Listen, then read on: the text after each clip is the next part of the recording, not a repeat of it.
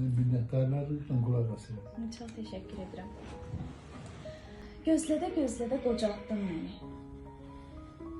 Mən ki yuxudaydım, ayıltdın məni. Nə tutdun əlimdən, nə atdın məni.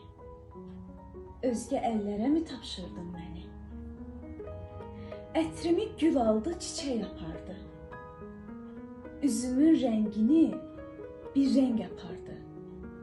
Çağırdım, səsimi külək apardı. Əsən yellərə mi tapşırdın məni?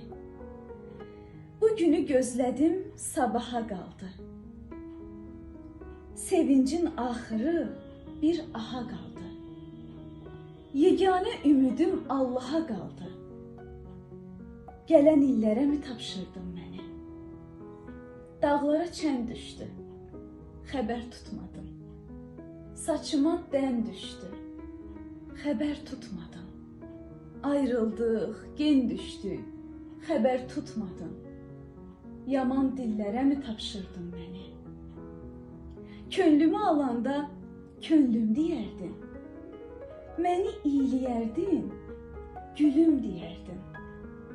Adımı deməzdin, Leylim deyərdin. Məcnun, çöllərə mi tapşırdın məni? Çox təşəkkür ederim.